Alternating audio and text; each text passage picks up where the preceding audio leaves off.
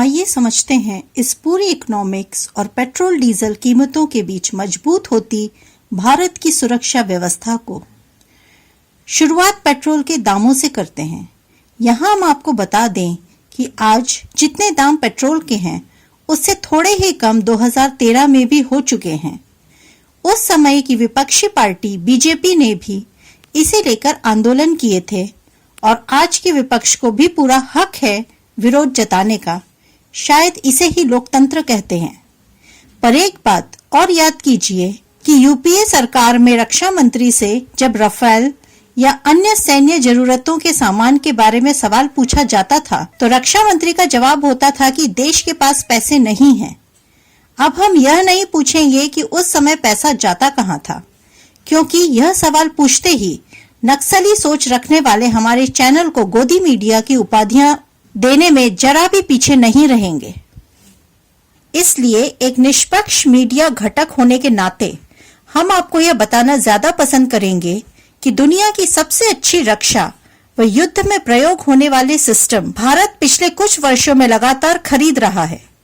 कुछ लोग जिन्हें सिर्फ मोदी का विरोध करना है वही यह कह रहे हैं इससे पहले पेट्रोल ने कभी 100 रुपए का बेंचमार्क नहीं छुआ। हाँ, यह सही भी है, वह सही कह रहे हैं और हम उनकी इस बात को मानते हैं कि ऐसा कभी नहीं हुआ है। पर पेट्रोल प्राइस के अलावा भी कई ऐसी बड़ी चीजें हैं जो भारत में इससे पहले कभी नहीं देखी। कांग्रेस शासन तो छोड़ो, अटल जी की सरकार में भी नहीं। क्या इससे पहले पाकिस्तान को बिना एक गोली चलाए भूखमरी के कगार पर जाते देखा गया? क्या पाकिस्तान के अंदर घुसकर दुश्मन को धूल चटाई भारतीय सेना के नजारे किसी ने देखे हैं? आतंकवादी हमले तो बहुत हुए, पर क्या बालाकोट जैसे एयर स्ट्राइक किसी ने देखी है? याद होगा कि 15 अगस्त और 26 जनवरी आने से एक पखवाड़े पहले से ही रेडियो और टीवी पर इस तरह के इश्तिहार देखने को मिलते थे कि देश पर आतंकी हमला हो सकता है, किसी लावारिस वस्तु को हाथ न लगाएं, वगैरह वगैरह। पर पिछले 6 साल में आपने एक बार भी ऐसा कोई इश्तिहार देखा है? क्या भारतीय पीएम को इतने सारे देशों द्वारा सर्वोच्च सम्मान देते किसी ने देखा है?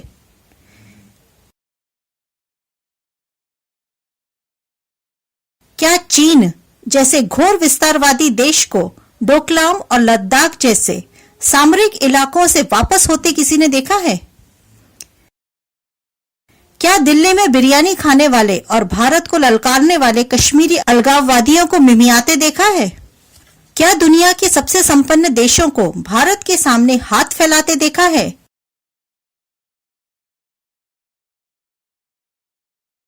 याद कीजिए, कोरोना वैक्सीन के बारे में आप सबने देखा होगा किस तरह से बड़े बड़े संपन्न देश भारत से गुजारिश कर रहे हैं कि उन्हें कोरोना वैक्सीन चाहिए और यह सिलसिला आज भी जारी है। क्या उन इलाकों पर सड़कें और हवाई पट्टी बनते देखी है जहां पर जरा सी भी हलचल होने पर चीन गुर्राने लगता था और उसके गुर्राते ही भारतीय नेतृत्व बैकफुट पर आ जाता था? पर आज बॉर्डर रोड ऑर्गेनाइजेशन दिन रात लगा है तो सिर्फ बॉर्डर इंफ्रास्ट्रक्चर को मजबूत करने में, क्योंकि एक मजबूत नेतृत्व इसके पीछे खड़ा है। यह तो महज थोड़ी सी बातें हैं जिनका जिक्र यहाँ पर हुआ है। ऐसी सैकड़ों बातें हैं जिनके कारण हम फख्र कर सकते हैं वर्तमान नेतृत्व पर। ऐसा बहुत कुछ हुआ है जो इससे पहले इस देश में कभी नहीं हुआ। इसलिए इन वामपंथियों के रुदाली वाले रोल के कारण आप विचलित ना हो और खड़े रहे अपने नेतृत्व के साथ। एक बात का ध्यान बस रखें कि पेट्रोल और डीजल के अलावा बाकी सारी चीजें सस्ती हुई हैं। और एक बात और जो बहुत महत्वपूर्ण है, वे सारी ताकतें जो CAA वाले आंदोलन में थी, नकली किसान वाले आंदोलन में है, कश्मीर के 370 के विरोध में थी और वह सारे काम जो अब तक हुए हैं उनके विरोध में थी। वही ताकतें आज पेट्रोल डीजल को लेकर इस तरह का रोना मचा रही हैं। हमें इन सब चीजों में सावधान रहना है और जब भी मौका लगे, जहां भी मौका लगे, इस तरह के लोगों का विरोध करना है और उन्हें असलियत बताना है जिससे आम आदमी को भी गुमराह ना कर सके।